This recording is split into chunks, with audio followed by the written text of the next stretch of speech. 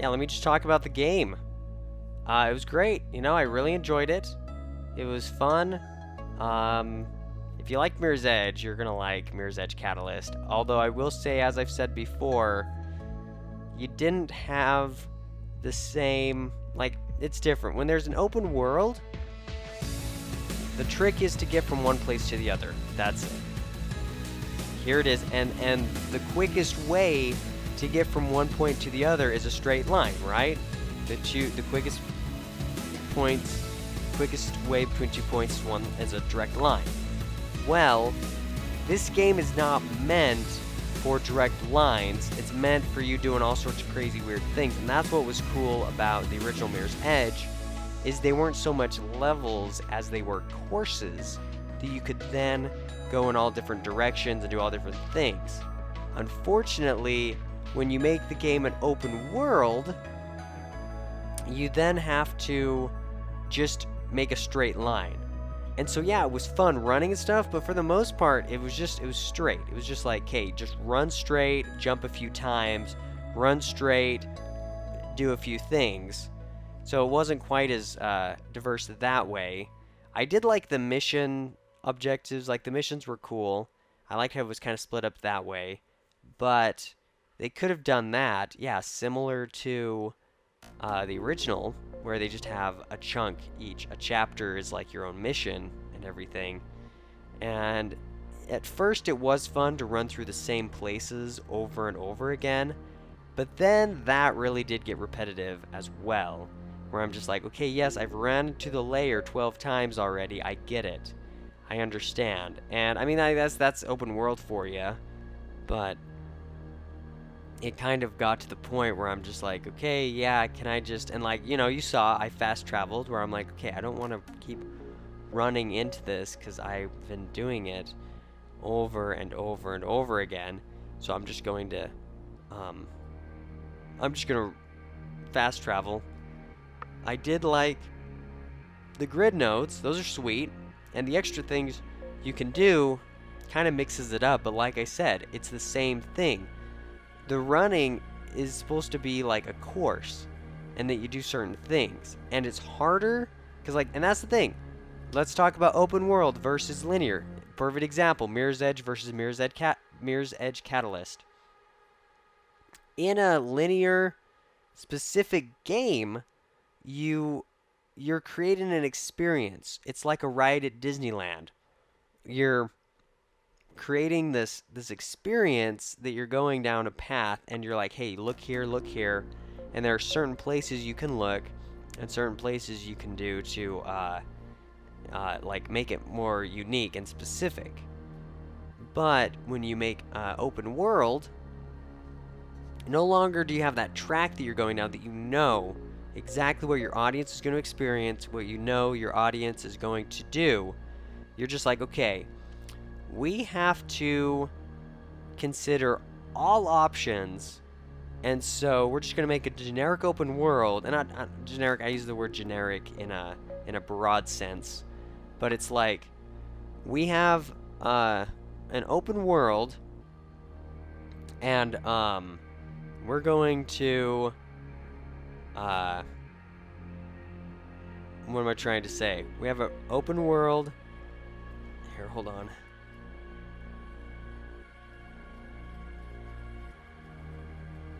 So, like, perfect example. I got my platinum trophy for the original Mirror's Edge. And the way you get a platinum trophy is you say, okay, here's the level that you played. Now you got to play through it faster and quicker and be able to beat your time. And that specific level is made as a course, made as a specific, direction. You're supposed to do certain things quicker, faster, try to find a quicker way to go. And then with Mirror's Edge Catalyst, you have an open world that says, okay, so our side quests are going to be running from one place to the other. Thing is, though, they haven't been built like a specific course. They've been built as a generic open world, and here's a certain path we're going to go through that open world. Well, this path needs to work in multiple ways. It's not just specifically a fast course that we're trying to beat our time on like the original, because that's what it is. It's a level. That's it. You go from here to here. That's the level, and you're done. And so we have a specific purpose for it, and we can then make it a running course. Whereas open world, it's the main purpose is the open world. The main purpose is to run from one place to the other and traverse within this open world. And so when we make it a track and we say, okay, we're going to make this side quest like a connected, where it's a speed course running through the open city, you say, hey, well, it can't be specifically for that side quest because it's the open city, it's the hub, it's where everything happens.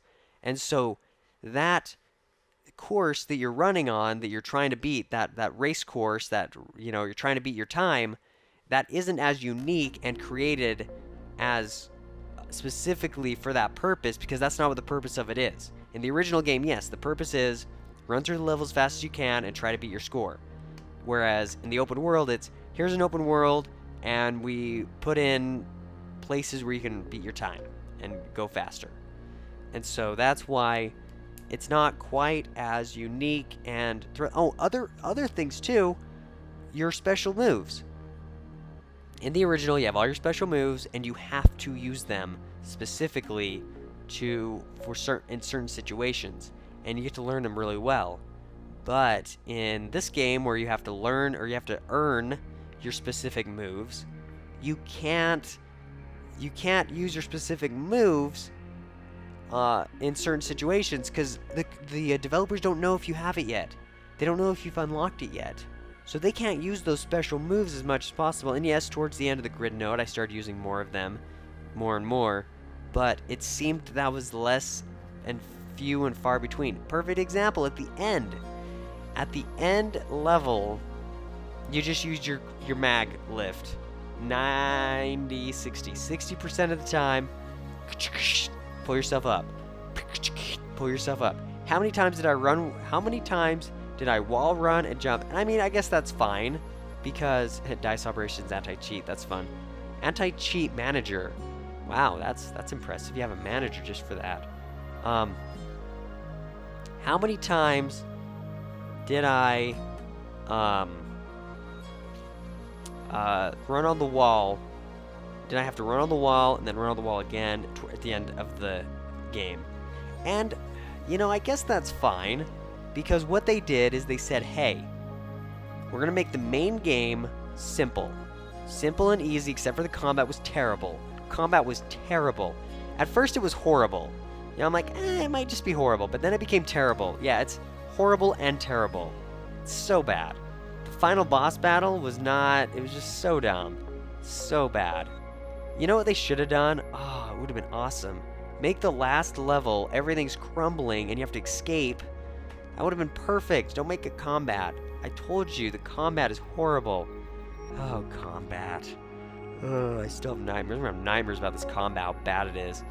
And it brings it down. EA, you were so close. You were so close to having such a great game. And then the combat just mars it. It's just horrible. It makes it so bad. And you're like, why is the running so good? And the combat just brings it down and just says, you know what? We're not going to have as polished of an experience. You don't need it. You don't have it. Or heck, have the guys, but don't make forced combat, especially literally the last level of the game, the last playable part of the game. Like the very end, you're fighting two main guys. And it's like, no, don't. Why? Why do games have to have a final boss? Just make it a final, like, crazy running area where everything's falling apart around you.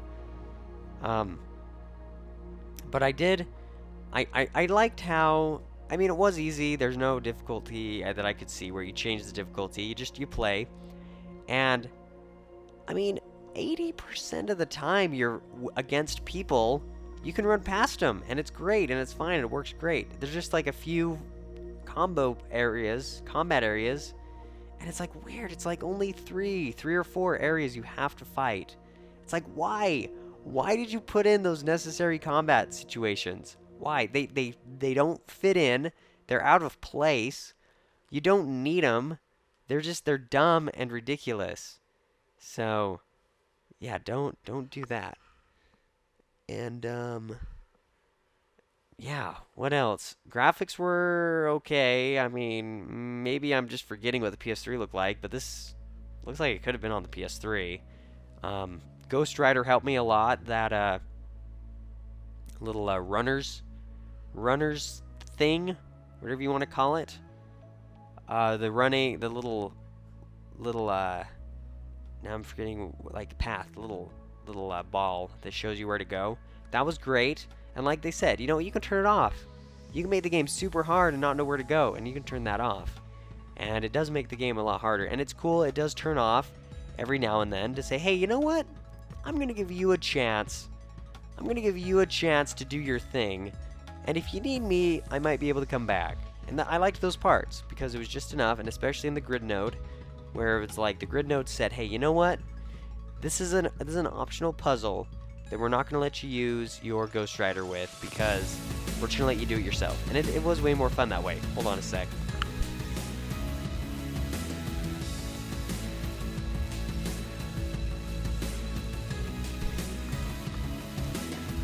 And like I said, so it's a give and take. It's a give and take because they said, okay, so give and take. We're going to do side quests as special running missions. And so in the original, when you have your specific, like I said, pre-made level, and they said, okay, got a pre-made level, we made it just for you to run through. But in Mirror's Edge Catalyst, they said, okay, we got this open world, so now you go here to here, but then you can also, and so it's not as specific for running within that time frame, but like for a speed run, but you can use it for multiple things.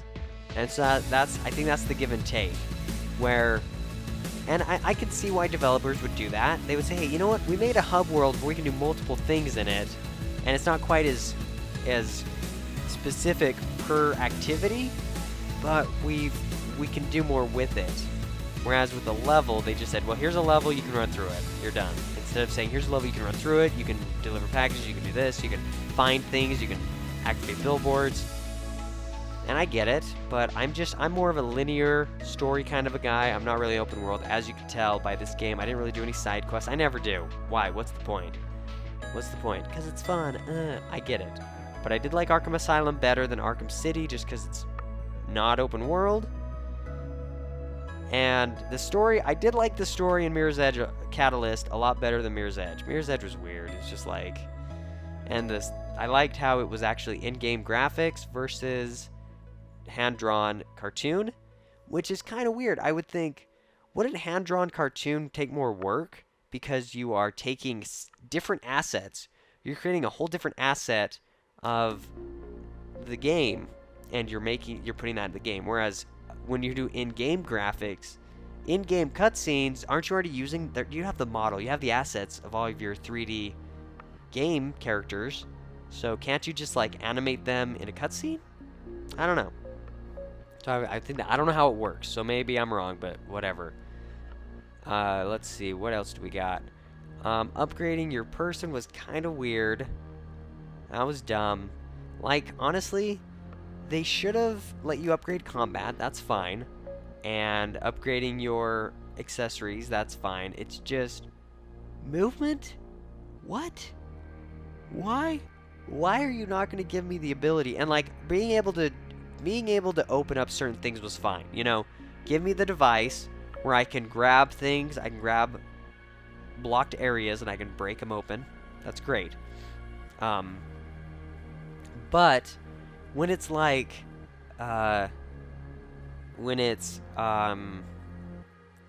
an ability to jump and then turn around and jump off the wall, like, yeah, why don't you give me that in the first place? Oh, because, you know, we'll just add that. We'll have movement, combat, and accessories. I'm like, no, get rid of movement. Let me have the ability to give all the movement I need. Then, like I said, you can create a world where all of those abilities are more involved versus, well, we got to make the running in the open world simpler because we don't know if somebody's going to have that, if they've unlocked that skill yet. Doesn't matter. Give everybody that skill from the get-go. Oh, it's too confusing and it might be difficult. Have a tutorial like you did in the original. That's what you do. That's how you do it. And, let me see what else. I swear there's a few other things I wanted to talk about. I did like the additions, the movements, like I said, the mag lift where you grab it and you pull yourself up. That was cool. I liked that addition. I liked the additional things they did.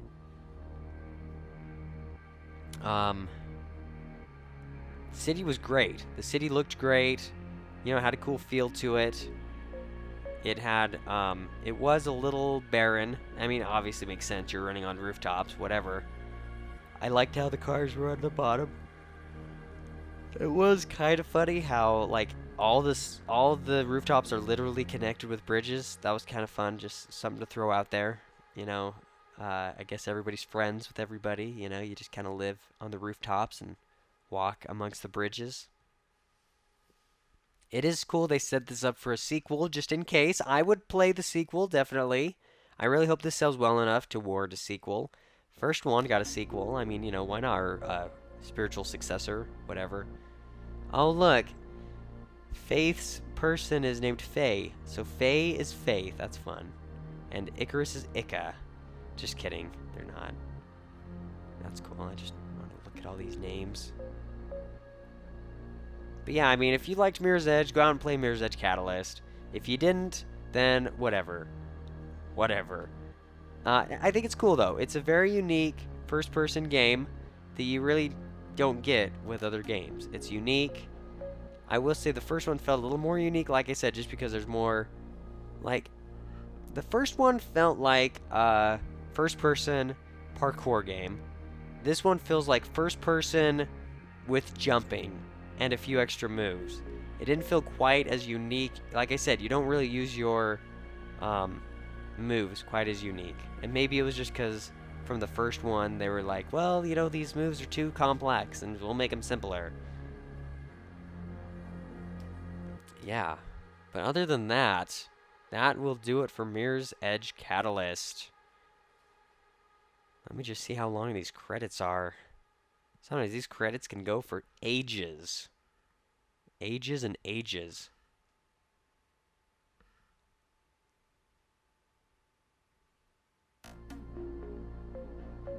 I don't even know how much longer. Well, that is going to do it for Mirror's Edge Catalyst. I think we're done. Put a fork in it. Mirror's Edge Catalyst is done. So thanks for watching, everyone. I really appreciate it. Hope you enjoyed. I enjoyed. And as I said, there were a few spots. And maybe that's the thing. That's what really drags Mirror's Edge Catalyst down. The few, it makes me so frustrated because, like, it's so good. The good parts are so good. And then the bad parts are so bad. It just made me so frustrated. Just get rid of those crappy combat parts. Just get rid of them. And this game will be fantastic. So yeah, check it out. That's been Mirror's Edge Catalyst. I did enjoy it, and you know, you can laugh at me as I keep dying in the combat parts and stuff. And you know, I'll be playing if part 3 comes out, I'll definitely be playing that. Just I'll cut my teeth on the combat. That'll be fine. So yeah. So go ahead and check out all the games and videos on my channel. There's plenty to go around. And I will be bringing you many more Let's Plays in the future. So go ahead and subscribe to keep up with all my newest videos. Leave your comments on this and any video, and follow me on Twitter @ScoopOfCrispy. So thanks again for watching, and I will see you around.